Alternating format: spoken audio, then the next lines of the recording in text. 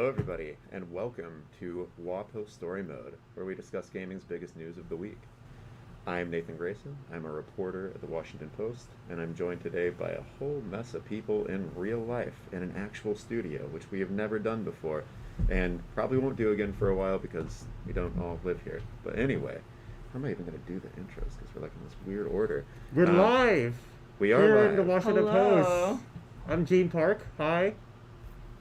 I've been here in the office for some time, so it's nice to see everybody back. Nice to Gene see lives you, here, Gene. in the office, I mean. Yeah, I not- live here not now. this- This is my office now.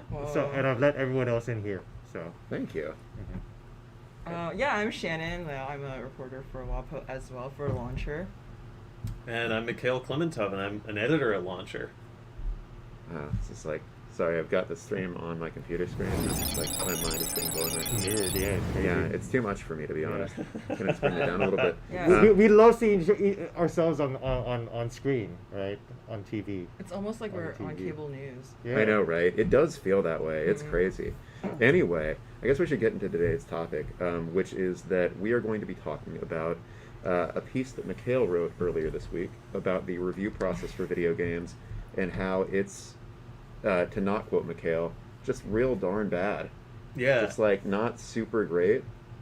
And so yeah, I mean, I wanted to get things started kind of just by asking about like the underlying structure that I think guides a lot of that process, which is embargoes. Embargoes, for those who are tuning in and maybe don't follow this so closely, are basically a set of limitations put in place by game publishers, game developers, basically saying like, hey, here's when you can talk about this game, here's, in some cases, what you can say about it when it comes to plot details and stuff like that. So to kind of begin, like, what would you say these days is sort of a standard embargo in terms of like length and restrictions and all that jazz? Sure. So I think a lot of the standard embargoes writers get these days pertain to when you can start publishing content around a game. So they'll say, this is the date that everyone can publish their reviews starting at. Some of them recently, as you mentioned, include restrictions around, please don't mention the final dungeon of this game. Please don't mention this plot twist. Don't mention this character's name. There are a couple of instances where we've run reviews and we've actually noted what those restrictions have been. Our Skyward Sword review had something mentioning that. It was a bit strange to have that kind of embargo around a game that had been out for a decade at that point, but I think we did the same thing with No More Heroes 3. But traditionally, it's when you can start publishing content. A bit more rarely, it's what you can include in your review or what they kind of their recommendations. And then in certain cases, they also include streaming and video restrictions, as in you can only stream, 30 minutes of a game, and you can only start streaming it at this time. I think that's about the standard, I would say. Right. And so, yeah, Gene, you've been caught. So Mike Williams in chat, who is a wonderful writer and critic, just said, get off the phone, Gene. Hi, Mike. I'm tweeting. Yeah, of course you are. That's like the main thing He's you doing do. his job. He's promoting our stream to help us out. Yeah, but at the same time, we should still definitely mess with him about it. Anyway, so yeah, the... I Mike, think- what's up, Mike? I know, right? Mike, who we all know and love. I'm Yeah. watching you. He says. But anyway, yeah, so the way that this tends to impact game reviews, right, is that these limitations, especially with regard to when reviewers even get to first start playing a game, which in many cases is, a week beforehand or a few days or even a handful of hours increasingly, it means that you're playing a game in a very different way than you normally would as somebody who would just buy that game and play it to have fun, right? Yeah. One of the things I mentioned in my story is that, a while ago, those kinds of restrictions, when you would get code or you would get access to a game only shortly before its release, that was the sign of a bad game. Mm-hmm. That was the sign that a publisher was trying to sneak a not very good product by reviewers, by audiences, and just kind of capitalize on the delay with reviews. But recently, we've run into situations in which perfectly fine, normal games only arrive a day before the review embargo goes out, or even hours before the review embargo. In some cases, that's been because there have been mishaps with publishing. In other cases, that's been because developers are finalizing the game in those last moments. Mhm. It used to be that a game had to be kind of finalized about a month before it was ready to go because they had to print discs and get copies of the game onto a disc and then send those out. And now, because there are day one patches, because there are live service games, because a lot of games have online components, their developers are kind of futzing with the game up until the very last moment. Mhm. And so in a lot of instances, from what I've heard, that contributes to code arriving to reviewers only in like the final stretch at the 11th hour. Right. Yeah, somebody in chat was just asking if that was an issue with Cyberpunk. And yeah, I definitely think it was to an extent, in that Cyberpunk kind of got to reviewers in a much... I mean, Cyberpunk came out in, a pretty buggy fashion, but it was even worse when it was in the hands of reviewers. And yeah, that company was just sort of crunching on that until the bitter end. Mm-hmm. A very bitter I end. had a week to review Cyberpunk. Yep. And like that was a nightmare because Cyberpunk is not a short game. No. It's like about 40-50 hours, and then like I had just beaten it like hours before, like the morning before embargo. Mhm.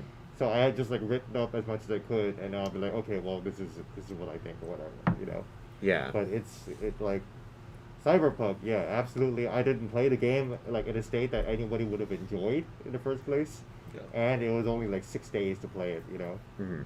I played Cyberpunk. I got code for it the day of launch, Yeah, actually. exactly. Yeah, a And lot of they- people did. Yeah, a and lot they of people gave did. me code for like PS4, and then I got stuck in this tutorial where they teach you how to kind of like snipe dummy with a gun, and then I would try to snipe the dummy, and he would turn around and like catch me every time. So there was this bug where you can't even progress past the tutorial. So I was like, I have to actually reload the whole game, and yeah, it was just really bad on the first day. Right. Yeah, actually tying into that, Syed in chat just asked, how do you deal with moments where you get stuck and don't have any resources to figure out how to continue? So obviously, you're not going to have guides or walkthroughs or anything at that point. I recently faced that with Metroid Dread. Metroid Dread, as anybody is paying attention to the discourse, Metroid Dread is a hard game. So it only took me about 8-9 hours to beat it, but I wasn't playing it for only 8-9 hours. I kept getting stuck at a boss or like an area, and I'm like, I'm just like stuck. Like I cannot beat this boss, and I need to figure this guy out. One of the things... So to answer your question, Saeed, I just had to brute force it, Yeah. There was every chance that there were I could have just not had the skill to gotten past that, and like for example, Returnal. Returnal is a game that I reviewed, but I never gave it a final score because I never beat it, because I just can't get past the third biome. Yeah. One thing that I think bears mentioning is that what I've seen reviewers do recently is reach out on Twitter and say like, hey, I'm reviewing this, or I'm writing a guide around this. I have no idea how to beat this puzzle, this portion of the game, with all of it like sort of semi-redacted for the people who know, and asking for help. But I think there's also, it's worth shouting out that like there are people with Twitter audiences that will see that will be helpful, but there are hundreds of reviews being written about any game for sites about at all different scales. Sites that have kind of smaller, more loyal audiences, generalist sites, and so a lot of people, they'll just have to kind of brute force it. They will have no solution, even as things have gotten like a tiny bit better with communities of reviewers and folks helping each other out. So still like pretty bad limitations around that. I actually had that same situation happen with Metroid, where another reviewer reached out to me and said like, hey, I just got the space jump. I have no idea where to go. I've just been lost for like the last few hours, and I was like, you know what, I was lost there too. You just gotta go to this water place and do that or whatever like that. Yeah. So as a game journalist, like obviously, like I know you all, like there's a community of game journalists, like especially on Twitter, blah blah blah, where we can all like where we You can just call it your house, by the Yeah, way. I know, You don't right? have to call it Twitter. we can commiserate on like certain games where we know we're struggling with, and then like you can kind of guess like, okay, Gene's probably playing Metroid, so I'll Right. DM or something, Yeah, I've noticed that people have gotten both more and less sly about how they refer to like what particular game they're playing when they're under embargo and they can't actually say the name. Mm-hmm. Just like, hey, is anyone playing You know the one. Yeah, when in advance of my still review in progress for Far Cry, I remember tweeting like, "I am playing a game right now under embargo that sucks," and I had like a couple people reach out to me and they were Wow. like, "Are you playing?" Well, some people got it wrong. Some people were reviewing other stuff and they were like, "This also sucks," and then a handful of people were also like, "I know exactly what you're playing." Oh yeah. Yeah, I That's remember. very true. Yeah, when I was reviewing Chicory, but I was also playing Mario Golf. I think some people were on Twitter saying like, "This is my favorite game of the year. Like, this is the best game ever." I And thought I you was were like, talking about "I Mario know Golf." it's not. I know which one you're talking about, and it's not the second one." But yeah, so that Man, was. speak for yourself. Wario's outfit in Mario Golf is my favorite game of the year. Oh, okay. Well, more power to you. I mean, I think another example of that is like when I was reviewing Psychonauts 2, that I was actually on vacation in Hawaii, but I thought this game is so good, I have to definitely review it. And I got stuck at this part where there's like a giant tongue that is a door, and you have to get past this tongue. And I was like, there's no way to like burn this tongue or like knock into it. So I looked around. And I was just really, really stuck. So eventually, I just asked Xbox. I was like, "Hey, there's a giant tongue. What do you think I should do?" And you know, like here's a photo of the tongue. And then I got a response back like 2 days later. It's like, "Oh, there's actually a candy like next to the tongue, like really Oh. far away on the side. And if you just like use telekinesis, drag the candy to the tongue, then the tongue will be satisfied and open up for you. You can Ah. pass this part of the puzzle." And I was like, "Oh, okay." That was really unintuitive, but Yeah. thanks. Then I completed the game after that, so it was a good time. But that was I- like a momentary. I really like the idea pause. of asking Microsoft, like, so there's this giant tongue, right? Like, stop me if you've heard this one before. Uh, Yeah. But no, so a question that has kind of come up in chat in a couple different forums that I think ties in well to what you wrote about is that people are basically asking, like, how do you feel about the fact that a lot of games, you know, when they come out, people review them, and they're like, it's a 7 out of 10 or somewhere in there, where it's like, not necessarily effusive praise, but it's not like, you know, saying a game is bad either. And you mentioned in your piece that in a lot of cases, these sorts of restrictions end up painting maybe a rosier view of a game than a reviewer otherwise would, because they're just under the gun to get something out. And they're like, oh, well, I'm going to give it the benefit of the doubt and just sort of, you know, say what I think is probably the good things about this game. So yeah, I mean, like, do you think that this kind of structure ultimately benefits kind of the companies that are releasing the games, or do you think that even like PR kind of loses out on this because the portrayals of games that people write about, like, it's not necessarily accurate, or like they're not really experiencing the full breadth of a game? This is the thing. I think I was of two minds while writing the piece about this, because I think in certain cases, and maybe with certain outlets, like those restrictions, that time compression will lead to kind of rosier outlooks, but at the same time, it can very easily swing in the opposite direction. You don't have enough time with the game. I had this problem with Deathloop. Like, I was not able to kind of luxuriate in the setting, luxuriate in the problem solving. I would find a solution, and then I would do that solution over and over and over again to get through a level. Mhm. I was not Mhm. doing what I think the imagined perfect Deathloop player would do, where, you know, I'm going to try the shotgun in this level, this other time I'm going to sneak around, this other time I'm going to use Nexus and whatever, all of the other abilities. So it depends on all sorts of factors. It depends on the temperament of the reviewer, the kind of editorial stance and guidelines of the outlet. I think there are certain outlets that like lean softer in their Mhm. criticism and reviews, and I don't think that's like a fault. I think people reviewing games are generally pros trying to do the right thing. Just kind of different sites have different outlooks. Mhm. So I don't think it goes in any one direction. The one thought I had was that I think in the very short term, maybe it helps the kind of PR apparatus around a game, because you're getting the review out on time, you're kind of building hype, you are falling within the marketing plan. In the longer term, though, a lot of the feedback that I got that I didn't really love to see was people writing back and saying, this is why I don't trust game reviews. This is why I don't read, like, written reviews. This is why I watch YouTube or watch a stream. And to me, in the long term, I think, like, that will still end up hurting PR. It'll end up hurting games if kind of reviews, thoughtful reviews, are kind of ignored in the long run. I don't think that is healthy in the long term, even for PR, game developers, publishers. if there's this kind of growing distrust. Yeah, I think it's really important. Like, if a game is not enjoyable, that you actually are honest and you say that.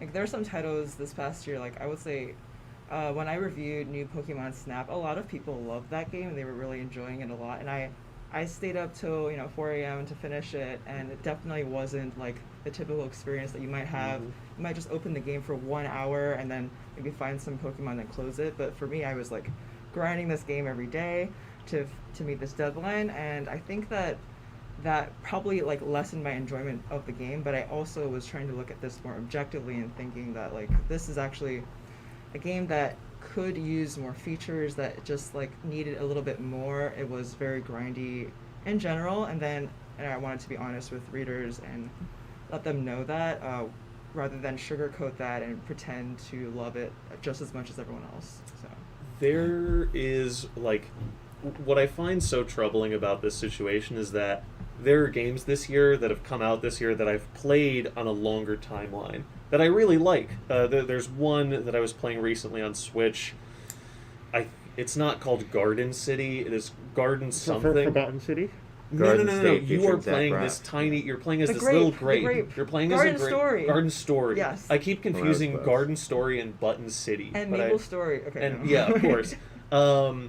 But I was playing Garden Story and I was really enjoying it.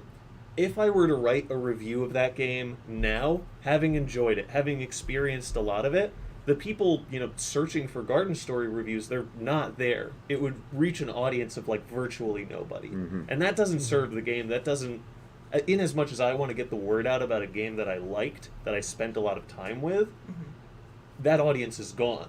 Like, it is very hard for me to find people to like evangelize to about how much I liked Garden Story, because the window is kind of closed for that. So there's this kind of difficult dynamic around when a game comes out, the timelines on which normal people play games, and kind of how we serve content to best inform readers. Right.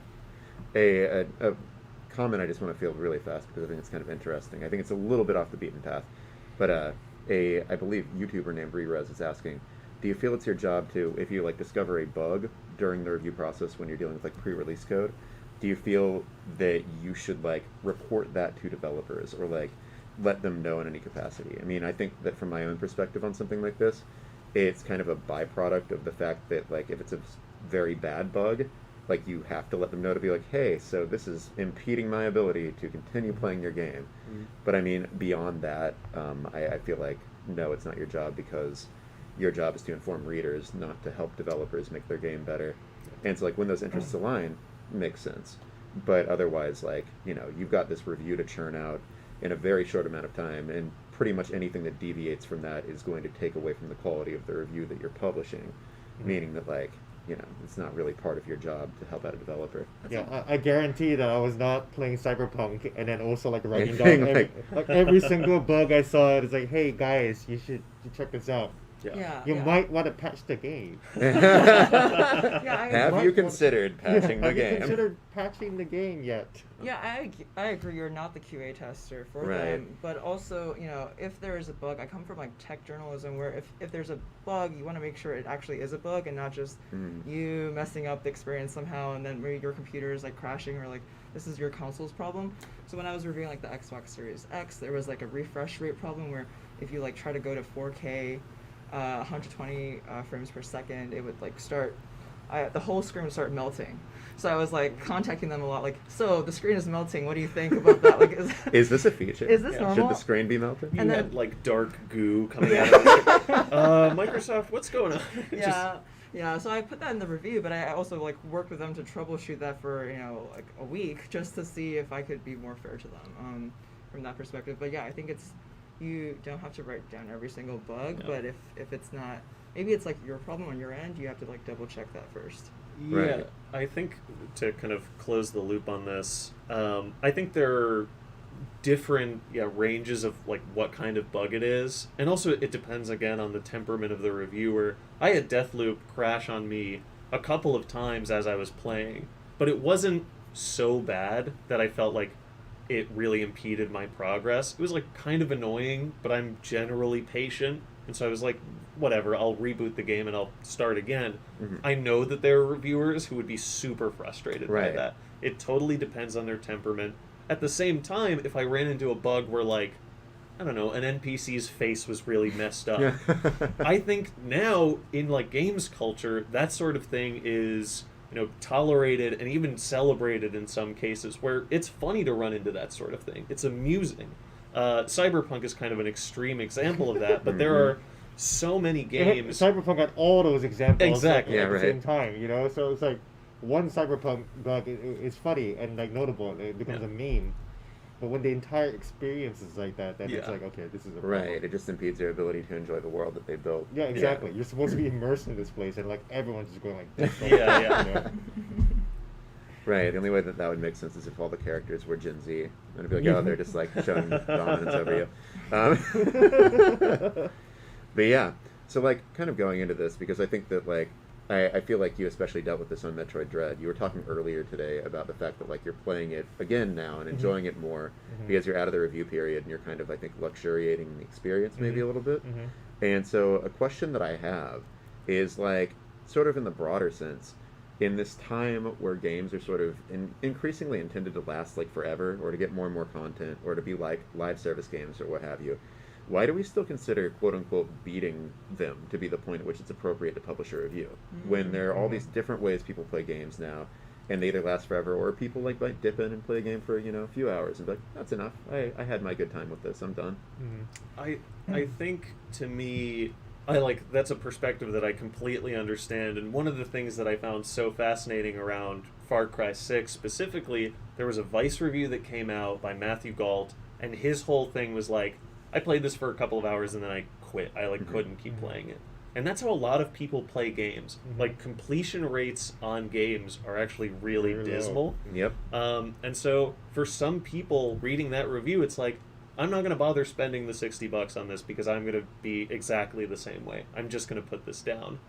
To me personally, especially with a game like Far Cry 6, where there are all sorts of like charged political topics involved, I felt almost like a responsibility to finish it, and I haven't finished it yet.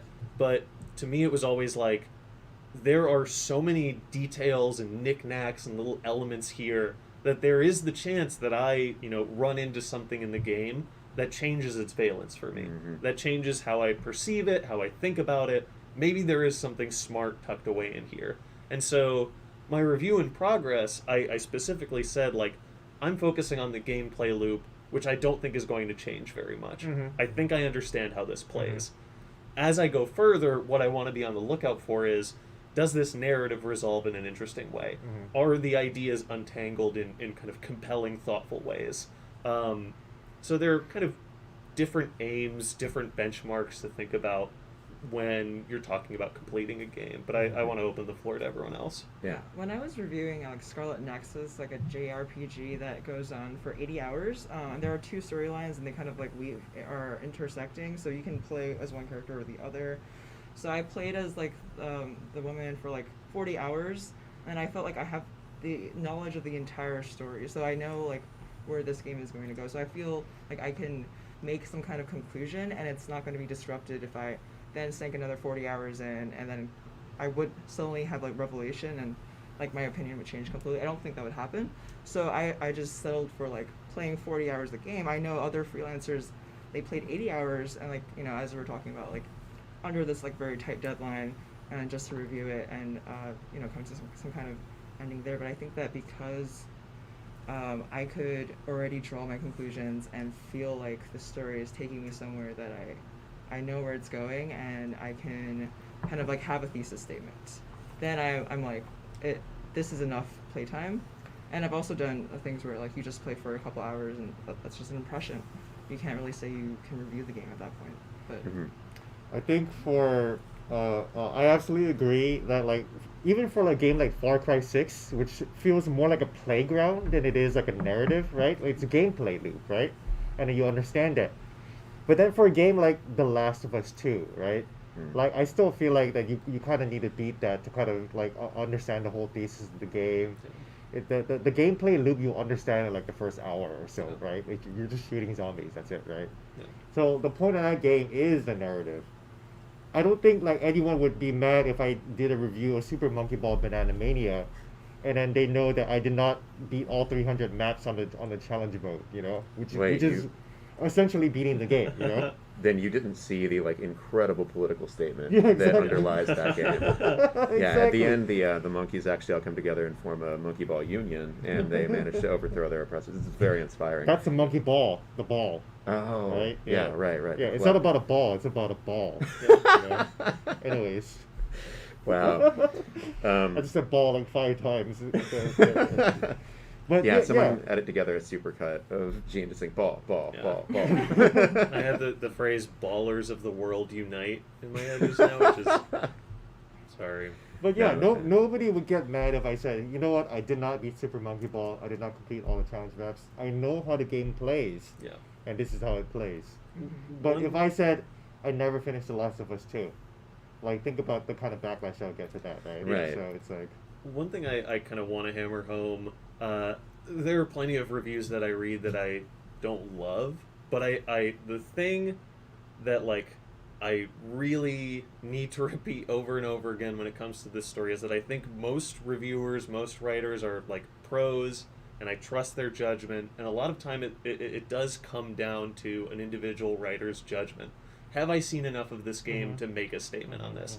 And in 99.9% of cases, even if they didn't beat it, I trust them that, you know, the work that they put in is, you know, the sensible amount, the thoughtful amount.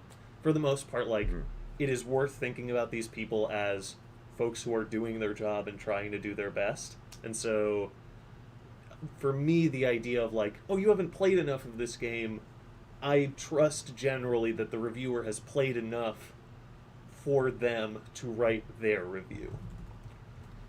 Yeah, for sure. One person in chat is also making a really good point that I think your piece covers, but the fact that, like, in addition to everything else, like, this isn't just a, like, publisher mandated sort of, like, let's give the reviewers very little time to review the game sort of situation. It's also a matter of, like, games nowadays are on very tight schedules, and, like, you know, we saw this with Cyberpunk, like, day 1 patch, or day 0 patches and all this stuff, where basically, like, developers are crunching on major releases until the very last possible second. And so, yeah, like, I'm sorry, person in chat, I'm going to butcher the absolute heck out of your name. Let's see, what do you, Celicin C? How do you? I think you got it. Yeah. yeah. But anyway, they say we should be giving, like, month-long embargo periods, but we can't because everything is rushed and dates get locked in stone. Which, yeah, it's basically just how it goes. And, like, you know, I think, again, like, that's bad for both reviewers and for developers, because developers obviously want the best possible version of their game to be out there and to be evaluated. Yeah. And that doesn't always happen, and indeed, increasingly rarely ever happens.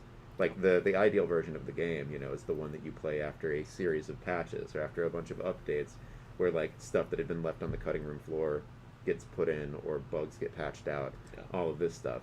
And so, yeah, I mean, like, that kind of broader ecosystem, I think, in terms of evaluating things in a critical way is not super good for anybody involved, which is a real bummer. Do you mind if I pose a question to the group? If I take your No, your only I get to moderator ask conch? questions. Get out. No. Go ahead. One of the things that I kept seeing on Reddit, the piece got a lot of traction there on, like, the PC gaming subreddit, on the games subreddit, and one of the questions that repeatedly came up, which I don't really fault anyone for having this question, even though I, as a writer, think it's a bit silly. Are reviewers impacted by the idea of a relationship with a publisher? Are they worried about access, restrictions to access? Nathan, you in particular, I think, are a good person to ask, because Kotaku was blacklisted by a publisher. Yeah. But my personal experience is that, like, no writer writes with access in mind. But I wanted to kind of open that to the group, because it's a question I saw over and over and over again about, aren't you biased if you're getting a product from somebody else? Yeah, so this is interesting on a lot of levels. For one, because Chad has kind of been bringing up some of these ideas already. people were talking earlier in chat about like the earlier days of game reviews and like old magazines like GamePro and stuff like that. Mhm. And I think that those publications were structurally more beholden to access simply because like that was their entire business model. There was not this like broad online video game ecosystem to report on. And in lieu of that, they were basically like just getting sent games and writing about them either in preview or review capacities with like some interviews and stuff. And so like it's not necessarily about an individual writer being like, oh man, I don't want to like make this publisher angry or whatever, but it can be about like a broader kind of like website or publication's reliance on access to do what they perceive to be their job. So it's more of a structural thing than it is an individual thing. But even beyond that, like, yeah, I mean, to kind of go back to what you said, I used to work at Kotaku, which is a video game website that many of you in chat have probably heard of. And Kotaku has at various points been blacklisted by multiple publishers. Bethesda and Ubisoft specifically. Ubisoft recanted that, and they now have a functional relationship with Kotaku. Bethesda still will not even respond to emails. It's been like 6 years since Bethesda's even fielded an email from Kotaku. And yeah, I mean, like, that's just, I mean, that, I think that's definitely an extreme example, but it can happen where it's like, yeah, publishers, they don't like what you did, so they pull access. But I mean, my opinion on that is just that, to again answer and engage with a question from chat earlier, people were like, have things improved over time? And I think compared to like those GamePro and EGM days and whatever, they have. Mhm. I think there's simply so much more to say about video games at this point and to report on that like websites don't need access. You can find other angles and other means of reporting on video games and the culture and industry surrounding them. And that's what Kotaku did. I mean, Kotaku regularly publishes like some really good and interesting stuff about Bethesda, despite not having access for like 6 years. And so I think that like ideally, no, people should not really be worried about that kind of thing because there are always other, frankly, or at least in my opinion, more interesting ways to do it. But that's just my opinion. Fun fact, the Washington Post was never granted an in-person interview with President Barack Obama since 2009. Wow. So he didn't like one of our coverages in 2008, and he just basically just blacklisted the Washington Post forever. Wow. Forever. Wow. Well, I didn't know Never that. spoke to us ever again. So, like back to Nathan's point, there are other ways to cover the president besides interviewing him, Yeah. right? Right. Like we didn't need to talk to him. Right, So it's cover- like whatever, Yeah. Right. In some cases, like the coverage you do when you have no access is more interesting than the coverage that you could put together when they let you into their office. I don't know, give you some canned quotes, give you like I don't know, some like free cups and shirts. Like they don't really Yeah. like, yeah, like it's actually better to find your own sources, like develop your own perspective on a subject in most cases. So yeah, I would agree with everything that's Yeah. been said. Two more very quick things. I think there are two key dynamics now, which is one that I think a lot of games writers view themselves almost as like combative with the industry. Mhm. So I think being blacklisted would be like in part a mark of pride, but also something you could be very transparent about. Yes. We've been blacklisted. And that's a problem, and I don't think that comes out looking good for the publisher, developer, PR firm, what have you. The other factor on the flip side is that I think developers and publishers have come to terms, maybe kind of happily, have acknowledged the fact that every piece of content is really a drop in the bucket. I Mhm. can't think of a single piece of content or story that has really made or broken a game. And so PR firms, I think, acknowledge now, and they're the mediators between the developer and the outlet, that you get a bad review, maybe it shows up on like Metacritic poorly, but it's not really that impactful. I guess there's also the factor that if somebody reviews a game poorly, you have fans on your side who will go harass that person. But I think publishers sort of realize how saturated the content market is. So the idea that like one drop in the bucket is like not particularly good doesn't really factor in for them anymore. Yeah, exactly. And I mean, like, I feel like that's just kind of the like part and parcel with the modern media ecosystem with reviews in general, right? Is that like, someone in chat a little bit earlier said like, company publishers don't need sites anymore. That was Rob Manuel who said that, and he's correct. Like back in the day, video game magazines and things like that, and even on kind of the earlier internet video game websites were the main means the companies communicated with, or one of the main means that companies communicated with the people who'd buy their games about what to expect. Now they have a million other channels. They have their own social channels. They can do ad deals with YouTubers and streamers and people like that. These are all ways that they can talk directly to their audiences and just kind of unfiltered have their own message. And so like news reporting has by its nature become, I think, more oppositional just in order to fill a space that otherwise is not being filled. And really is, in my opinion, what journalism should seek to do anyway. But then what that also means is like what do reviews do for the majority of people that this more direct access the publishers will grant them doesn't already? Like I feel like we're kind of at a crossroads with the idea of reviews in general, because games are already like long and difficult to sum up, and now it's really hard to like get proper access to them to do justice to them with a review. And so at that point I think maybe the question sort of starts to become, why do we still do them? What is the purpose that they serve in this day and age?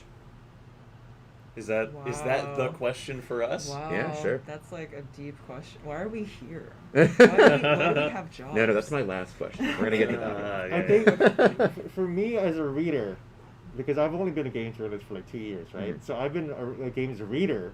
I like reading game reviews because I love games. So Mhm. I love YouTube essays, and I think that they fill a hole. I think Mikhail, that you were talking about how, what if you want to talk about a game or like way later? There's no audience for that in search, but there's probably some audience for that somewhere in a YouTube community, Yeah. right? But I like writing. I like reading reviews. I like hearing people wax about talking about a game. Yeah. So even for me, if I don't use it as a consumer practice, which is still a lot of people do, which is where like so much of Metacritic happens, right? Yeah. The Metacritic discourse. I still like reading reviews because I enjoy writing Yeah. about games, good writing about games. You know? That's Exactly. it. You know? To me, weirdly, we're talking about games, but the clearest analogy is music. Mhm. There are a lot of people who complain, like, why would I read an album review or a music Right. review or a single review when I can listen to it easily on like a Mhm. streaming service or on YouTube? Mhm. And for me, at least, like, I just want to read about it. I want to know more about the world of this song, about what the writer brings to the table, Mhm. knowing about Mhm. the singer, songwriter, band, what have you. Like, it is interesting for me to learn more, to get deeper into that world. And in certain cases, it's just, some people might view this as like a negative thing about reviews, but sometimes it's about like validating your thoughts or putting into words Yeah, thoughts that yeah. you have but Yes. haven't identified. Yeah. And so many readers, I think, turn to reviews because maybe they've tried a game and they have certain thoughts about it, but they haven't been able to articulate them. And then they know a writer understands them, and they go to that review, they read that writer and go, this is it. This is the thing I was thinking while I was playing it. Didn't have the words to say it, but here it is on the page for me. Or Right. it unlocks a new way of looking at a game. Appreciate the game. Yeah. Exactly. You know. Yeah, it goes back to the question of like, are games art? And I would consider them to be. And you know, movie reviews, I also like grew up reading those, and I would read them to figure out, should I go watch this movie? Am I going to be wasting my 2 hours, 3 hours in the theater? And I come out of it saying, well, that was the worst movie I've ever seen in my life. How do I get the time back? I can't.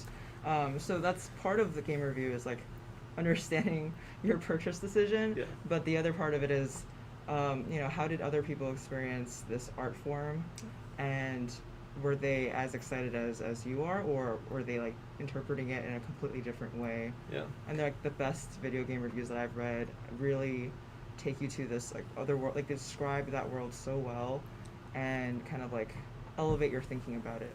Mm-hmm. Yeah, I mean, I find this interesting too, because I think that that's kind of the direction a lot of reviews of things in general have taken in recent years, in the era of like peak content. I mean, things often just like are suddenly out and able to be consumed by everyone. So you see a lot of that in like TV and movies, right? Is that shift away from, you know, tell me if I should consume this, to tell me how I should feel about it. Yeah. Mhm. Or, you know, in a lot of cases, I think, and this is where a lot of harassment around reviews comes from in video Mhm. games, justify my decision to Mhm. get this. Yeah. And so if someone sees a negative review after they've either already decided to get something or they already have it in their possession, and they're like, how dare you? You can't tell me I was wrong for doing this. Yeah. Mhm. And then, you know, they flood into your Twitter or whatever and Yeah. say a lot of really horrible things. Yeah. But yeah, I mean, like, I also do think, though, that maybe TV and film have more completely transitioned over into that model of kind of post-experience critical analysis. Mhm. Whereas video games are still in this place where, like, some games, especially major ones, still cost, like, $60. Like, you know, it's one thing for someone to want to have a justification for the show they watched on Netflix, a service they pay for monthly. It's another thing for them to be like, justify my, you know, $60+ expenditure to me right now. Yeah. Like, the stakes are different, and as a result, I think people still react a little bit differently. Yeah. Mhm. Yeah. But also, games are like some of the cheapest forms of entertainment, right? Because you are paying $60, but you're playing, what, 40, 80, 100 hours? And so then the dollar per hour amount just comes out to be much less than a movie that you paid maybe $10 for. If only more people thought that way. I I keep know, right? trying to get people onto that mindset of like, I just bought these $1,000 speakers, but I'm going to use them for like 8 years. So really, it works out to a really good cost for me. Yeah. Also, with games, there's such a personal experience, you Yeah. know, because you're experiencing these emotions, you're playing the game, blah blah blah. It's way different than being in like watching a Netflix show or something. So people have a hard time separating that, you know, separating that themselves from that, you know. Mhm. I Right. get that. Me too. Sometimes too. You know, like the other day I tweeted about like, if you're tweeting about Metroid not being worth $60, I don't want to see it. You know. And like maybe that was like a little bit of a overreaction, but like I get that, you know, because like I'm invested in the Metroid universe, you know. So I don't know. Yeah. I mean, that also goes into, I saw people talking about this in chat earlier, and we're already kind of on that topic anyway, but I mean, like, when you're reviewing a game, do you to any extent at all factor in the price point? Do you look at it and say, like, you know, this game, because it's too short, or because it's like, the production values aren't there, like, this isn't worth X dollar amount, or is that just not a consideration in your broader critique of a game? So because I worked at C&M Business, we only thought about money, and I really, like, every time I look at a game, they were like, give me some metrics, Shannon, give me some numbers. I'm like, okay, the price, that's a number. And I think that of some like public companies like Electronic Arts, for instance, they would change the price depending on what they think they're offering. So if the game is like, you know, Star Wars Squadrons, they charge less money for that because they wanted to set the expectation with the players that this is not going to be a full game. This is a much smaller game. Please don't, you know, hate on us when there's not as much content as you were expecting. And it's like a $40 game compared to like a $60 game. And now there are games that are $70 and more. So I definitely think about it in terms of what is this public company or private company trying to accomplish by charging more or less with their strategy. But does that impact, you know, your calculation of this game as, was it a good game? Not so much. It's just like a separate thing that you kind of also report out as you're thinking about the company as a business. I like your kind of logical approach to it. For me personally, when I'm writing a review, I get, you know, the code from the publisher, from the developer, and so that doesn't factor into my thinking at all. And I try to write in reviews like how I feel about a game, and because I didn't pay anything for it, that just like I have no feelings about it at all. Mhm. And when I see in some reviews like people trying to imagine themselves in the shoes of a consumer, Hypothetical buyer. that really Yeah. frustrates me because I'm like, well, you have no idea what people's tolerance is for, you know, this cost. Mhm. This is not a reflection of a thing you actually feel. Mhm. It is a reflection of a thing you think you might feel if you were in a different position. It's projection. Exactly, Yeah. exactly. And so, for me personally, just because I get the game for free, that is just not in my head whatsoever. It like doesn't factor in at all. Mhm. I can understand like instances in which you could arrive at like thoughtful conclusions about that, but I haven't seen a lot of reviews like toe that line particularly well. Yeah. Well, I mean, another thing is, you know, we live in a time increasingly where there are multiple options to get around paying full price for a game, whether that's Game Pass, which is obviously making big waves, or just the, like, number now of free-to-play games where like there's not an upfront fee. You can spend money if you want to, and indeed, the whole point of those games is to get at least a select handful of people spending a whole lot of money. And I think that's also one of the places where factoring in the price maybe matters more now. Like, I think that, you know, there will be endless debates forever about, like, is a game worth $60? Is it not? People are going to debate Metroid in that way because it's just how they've always discoursed about these things.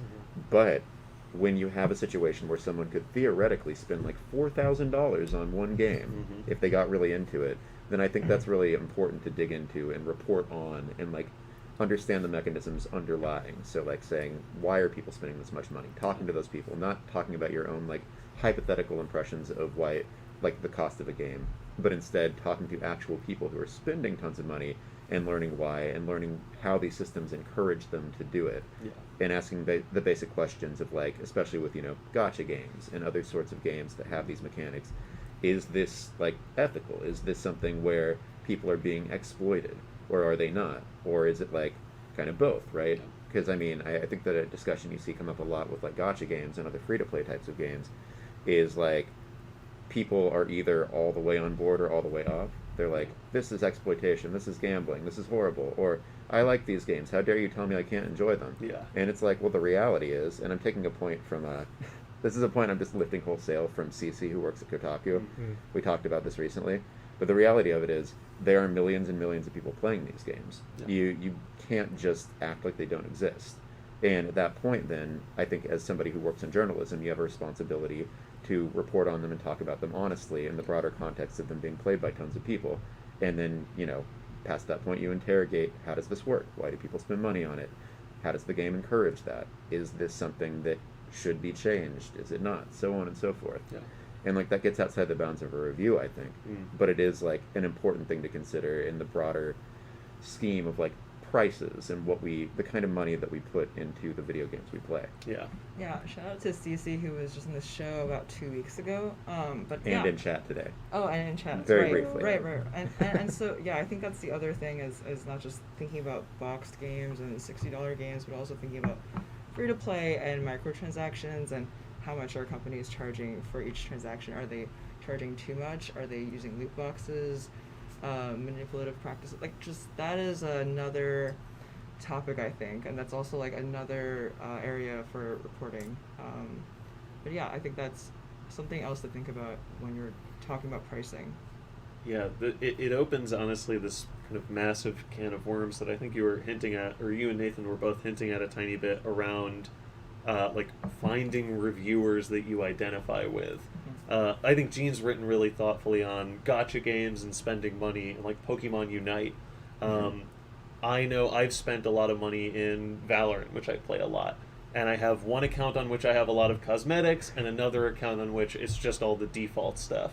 And I play better on one than on the other because I like the cosmetics. But I understand that, like, to win. Okay. Not, I mean, honestly, some of Valorant the is pay to skins win. are Confirmed. aimbot. Yeah. But like my tolerance for that sort of thing is mine alone, and I know that certain readers won't identify with that. So it's one of the things I heard after writing the piece about reviews was a lot of people talking about specific people that they trust. I trust this YouTuber, I trust this streamer, I only read, you know, Paul Tassi, or I only read Jeff Grubb. And you just kind of, at a certain point, like, if you get deep enough into it, you find people you identify with whose tastes kind of match yours. That is, as I mentioned, though, a whole different can of worms, but... Yeah, but I think it's a very relevant one. Yeah. And I think this is also where the appeal of YouTubers and streamers comes in, right? Is that the people are much more immediately present and apparent. Like, you know, with writers, ultimately you're still dealing with a byline and maybe a picture of someone. And, like, as much as you can glean of a personality from somebody's writing, there's still a limit to just, like, you know, we're human beings. We're made to interface with other people face to face and to, like, read gestures and emotions and tone of voice and all these other things. And so, like, YouTubers and streamers just kind of have a leg up in that regard. But yeah, at the same time, and people were talking about this in chat earlier, you do have the issue of, like, YouTubers and streamers, I think, end up having a much more direct one-to-one relationship with companies. Kind of that thing that you were talking about earlier where, like, it's so bizarre to me. On one hand, people look at publications and say, oh, that person is writing about this game in this way because they don't want to lose access. Yeah. And it's like, no, that's not really how publications work. But then that thing literally can happen with YouTubers and streamers who Yeah. tend to like have much closer relationships with the people who are providing them games, because they might have also done ads for them. They might have gotten a bunch of other opportunities, or they just may like, you know, have close personal relationships with PR. Like there are all these different ways that can Yeah. manifest. But at the same time, people still see them as more authentic because they see them. Yeah. And like seeing them is such a big part of it. It's so simple, but it is, yeah, definitely a factor. One really quick note on that, like, there was somebody on Reddit responded to the review story and was like, I read this and it was 12 paragraphs of this guy complaining about his job. What a hack. Like, this guy's writing sucks. I didn't learn anything from this. And then I responded to him. Mhm. 'Cause he also raised a question in his comment, and he responded afterwards being like, oh my god, I'm so sorry. I feel like a total rude word here. Right.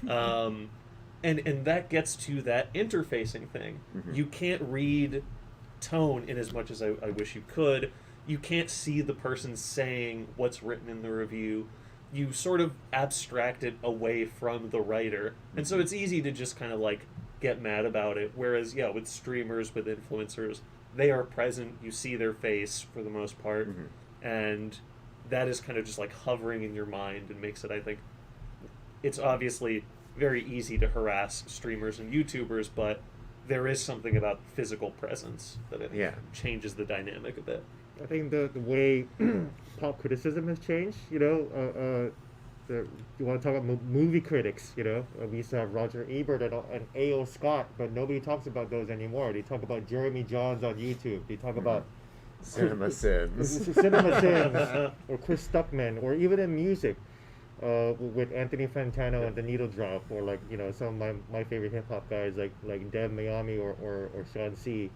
Like, they don't even have relationships with the record labels. You know, they're just experiencing the content at the same time as anyone else, Mhm.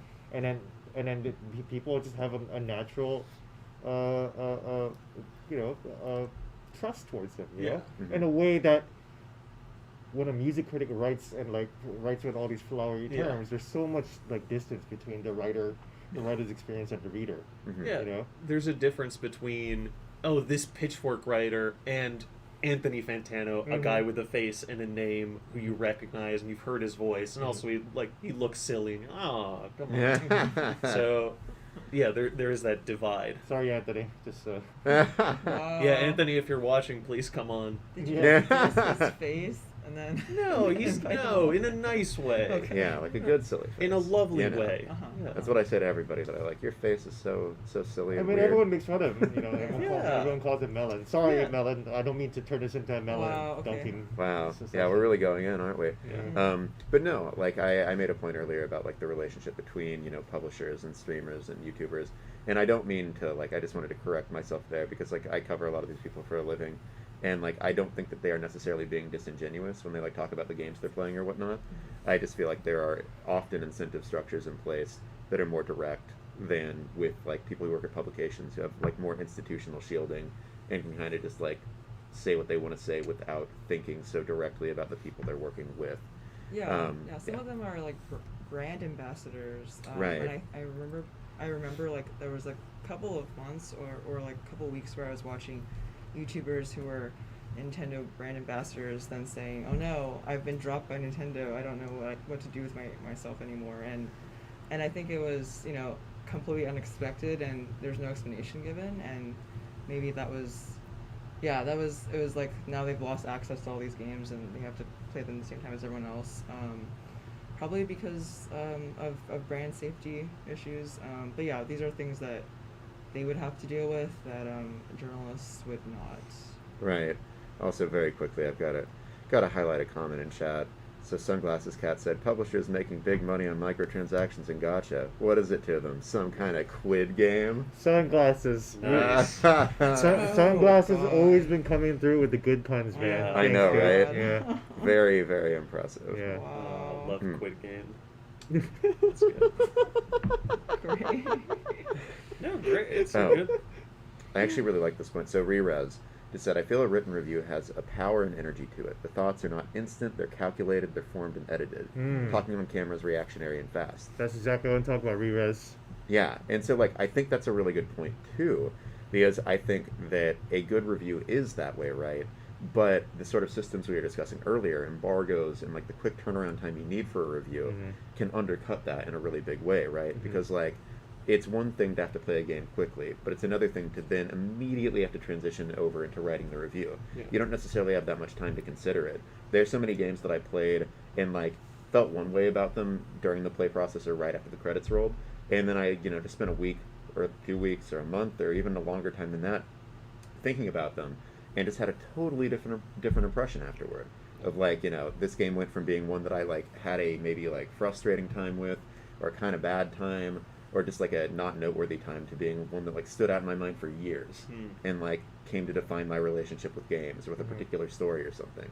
And so you like have this dynamic where definitely reviews can thrive, can do a service that YouTube videos or that streams or something more reactionary can't do. But it's hard to do in the grander sense of traditional reviews.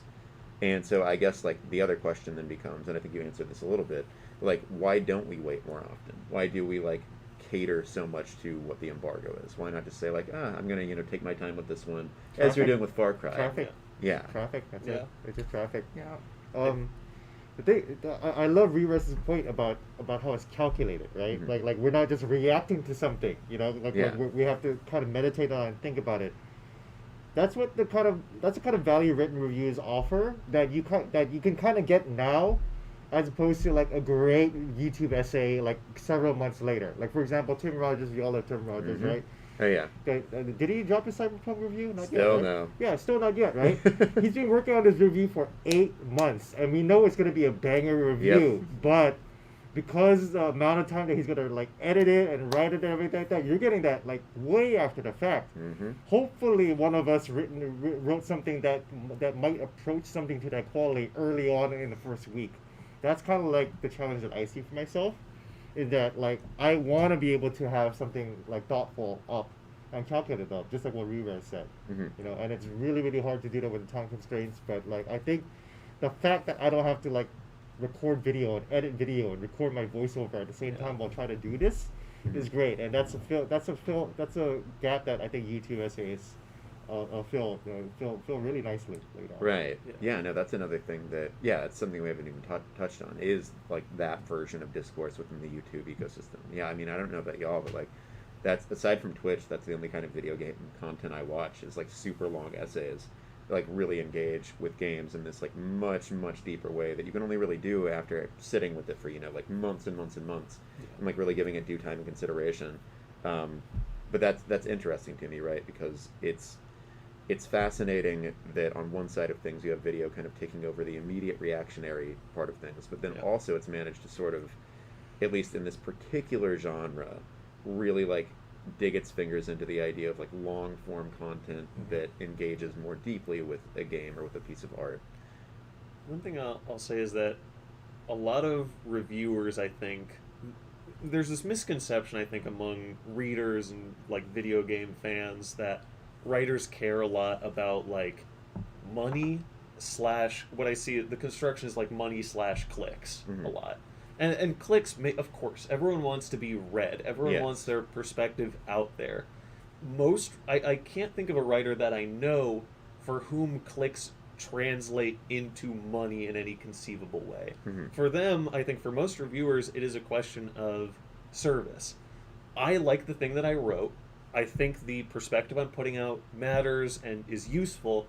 I want to get it into the hands of readers. I want to provide a service to them. And the only way to do this, kind of alluding to something we talked about earlier, is to get that review out on time. Because after a certain point, the window of interest closes. If you don't have an audience like Tim Rogers, if you don't have a kind of audience that will treat your writing as a kind of an appointment reading session where like, oh, this person's dropped something, I have to read it right now, then you have to play to the window when people are interested. And in as much as I think like games journalism and journalism in general is dominated by big names, tons of readership goes to like other reviews and like smaller writers who are not known quantities. Mhm. And if they're not playing to that window, the service that they want to provide doesn't reach anyone. So I think the idea that writers are chasing like some kind of financial gain Mhm. is like completely off the mark. Writers are chasing clicks in the sense that they want the useful thing that they've written to actually reach people. Right. Yeah, I mean, to your point, Mike Williams in chat, who is also in games journalism and Mhm. games criticism, just said, I made the same salary for nearly a decade, regardless of the traffic I brought to my site. Mm. Which, yes, is generally true. I mean, no matter what traffic I was doing at Kotaku, same salary, same thing here. Like, that's just kind of how websites work. Yeah. A broader question that I'm interested in asking, though, now that we're sort of on this track of talking about like longer form videos or like Mm. reviews and getting them out there on time, is that like I think there's this misconception that anytime you're evaluating a game, that's a review, even if it's like a preview Yeah. or an impressions piece, or like to take it entirely the other way, these like longer form videos. I don't think that I'd call those reviews. Those are criticism, right? Yeah. And so for everyone, I think especially because Gene, you do a lot of like writing where you were saying that you seek to have these more nuanced takes even shortly after you've played a game, or Mhm. shortly after the game comes out. Where do you draw, like, what do you consider a review versus like a broader critical work? At what point do you enter the territory of something that's no longer a review but instead serves a different purpose or engages with a piece of art in a slightly different way? I guess I always saw reviews as critical work, Mhm. but a lot of people look at reviews as consumer advice. You know, like the very CNN business way of looking at things. I hate that. I like it's art, right? So Yeah. like I've always said this many times that Roger Ebert is one of my strongest inspirations, and because of his early career, he really wanted to elevate the work of film criticism, to help us understand why we enjoy these movies, why we enjoy these stories. So I try to just always I always just try to stay on that side of things, as opposed to just like, oh, like I'm doing a food review. Mm. You should definitely buy the latest Taco Bell, Yeah. like whatever thing. Taco Bell food review. Yeah. It's Chicken quesadilla slaps.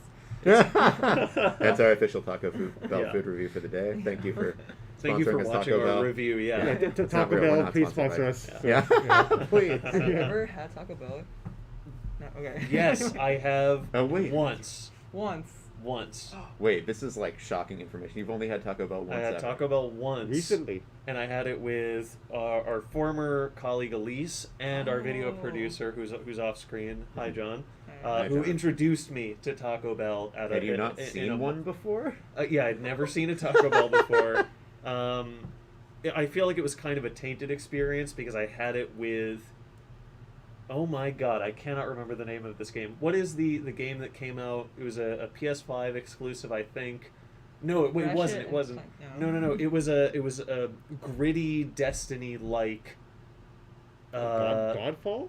No. Was it No. Outriders? Oh, Outriders. Outriders. They Oh. sent a hot sauce to people, and and that was like supposedly extremely hot. You put the hot sauce on a Taco Bell? Yeah, and so I had That's Taco Bell with the terrible. hot sauce. I also You had used it the Taco without Bell it. hot sauce for the Use Taco Bell Diablo food. No, Yeah. so I had some Taco Bell, and then I was like, all right, I'll also have some of this hot sauce because it was also a goodbye to Elise, and I wanted to like embarrass myself to build some more fond memories between the two of us.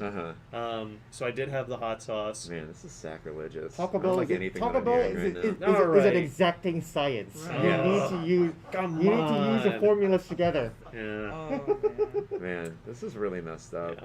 Like, this has completely changed my opinion of you. And Oh, not for the come better. on. All right, anyways, welcome to our Taco Bell review stream. Yeah, this is a stream within a Yeah. stream. Yeah. That's great. Very quickly on the like criticism reviews dynamic, it's squares and rectangles where I'm gonna mess this up in real time. Squares are all squares are rectangles, but rectangles are not all squares. Uh-huh, And uh-huh. so I know what you mean. reviews are criticism, Yes. even if they're bad. Like they can be crummy reviews, but they're still criticism. Not all criticism is a review. Yes. Yeah. Correct. Okay. I still need like a chart to really. Sure. Yeah, my So- head was like Squares and square, rectangle. Interesting. Criticism. And now do you like reviews. now do the shape of like a taco from Taco Bell. Okay. What are you doing? Reviews. Honestly, what is this? Okay. No, I can't. I don't know what is. Whoa. What is always a taco, but a taco is not always the other thing. Oh, no. Whoa, this is incredible. Quesadilla. No. Okay. But yeah, as somebody, I think summing that part out, Chandler Wood in chat just said, Day of Embargo reviews tend to be consumer informative, though, Gene, you were saying that you don't necessarily like to do that. Subsequent and often more targeted / focused critiques and think pieces tend to be the far more interesting discussions, which I broadly agree with. Yeah. I think there's also room for like just more experimentation in the space, even of like embargoed kind of day one coverage or like early coverage, right? Because you don't necessarily need to do like video game the review. You can be like a thing that when I was at Kotaku, a thing that we focused on a lot was just like kind of getting more specific with initial experiences, being like, here's a thing I found, or here's a cool thing I did, or here's a way this game surprised me, not in a spoily sense, but just in like the sense of, this is the actual experience of playing this game, as opposed to like, here's this broad kind of analytical sort of, take on the thing in its totality. Because that has a use, but it doesn't have to be the only thing. But I think the game reviews have kind of primed people to view early coverage that way. And so I think there's still room for like written reviews or written like pieces to do more work than they're doing right now. To not just be this big evaluative thing, but to also be like a little bit more targeted and focused even early on. Because that's the way that a lot of people who are playing those games are experiencing them, right? Is like going through and being like, okay, I'm going to play a couple hours here, there. Wow, this really surprised me and stuck out to me.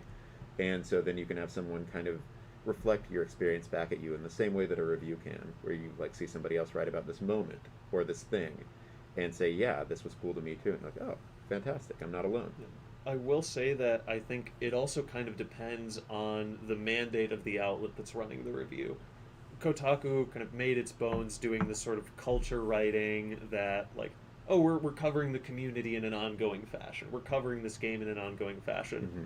But there are some like types of Kotaku It's hard to pieces say, don't worry about it. that the Kotaku post. Oh, let's go! Yes. Wow. But That's there, it. In the stream. It's Yeah. open. but there are Kotaku pieces that like the Post wouldn't run, and there are like CNN business pieces that Kotaku wouldn't run. Right. And if like, I am not sure that every reader is well aware of the kind of dynamics. They might sort of, their brain might know, but they can't like clearly parse the distinctions, because to them, like, everything that's published, like, a review means one thing. Right. And so if they're in the mindset of like, I need to know if I should buy this thing, and they go to CNN Business, maybe they come away satisfied. But if they're Googling and they go to the Kotaku review, and they're not really looking for a particular brand of take, they might leave unsatisfied. And I think it comes down to reader savvy on like, what sites do I trust? What sites match my expectations, match the thing that I'm actually looking for, and not to get like too overarching, but like the media landscape makes that kind of hard to do, hard to suss out, because most people are not media nerds. No. To them, the distinction between like, I don't know, the Post's coverage of a game and CNN's coverage of a game might not be immediately obvious. People aren't tracking media properties, you Yeah. know? Like the other day, someone asked me, hey, I read this review on Vox. Are they real? So Wait, what? yeah, because like nobody knows what Vox is, you know? Like What is that question though? well, Are the they thing is real? that like I have friends who don't know what the Washington Post is. Uh-huh. Like they don't know that we're in DC. They have no idea what Watergate is. So like I think my view of the readership is just like nobody really cares about anything, you know. I do have to point out So true. that I don't think you need to be a media nerd to know what Watergate is. That's I think Yeah, that fair. might be Yeah. a failing of the education Yeah. system. Well, but absolutely. Well, I mean, Nerd. but they're still the audience. you I know, right, They're totally. still the audience. you No, know? and to be like totally clear, I don't endorse the idea of people becoming media nerds. No, As don't, one myself, don't, it's an don't. awful lifestyle. Yeah. Like No, every don't. day, it's just misery. knowing all sorts of guys who are terrible. Right. No, it stinks. Yeah. It's no good. Wow. I mean, to add to that point, like, I don't think people even know that. It's not good. Yeah, it's Wow. like collecting all these characters in your head, and it's like none of them are good or interesting. It's like you a know? really bad anime. It's Yeah. just like Yeah, an opening yeah. screen with like 40 guys, and you're like, wow, I hate every one of them equally. Yeah, it's like having like a Suikoden with like 100 of like the worst people you know. This is 100 clones of that guy from that Clickhole article. Yeah, just really, Shannon, you were yeah, saying it. just really quickly. Like, I think nobody knows. Like, CNN Business doesn't actually do game reviews even, and it's CNN underscored, which is like the consumer like e-commerce website that does these reviews, and they don't review everything. And so you would not ever know that. And then I used to write these little articles that would tell you about this game coming out with a little plot summary, and I don't have a takeaway. And it's not a review, but people are confused and they still think it's a review Mhm. because, again, they don't really know. They don't really invest any time into finding out.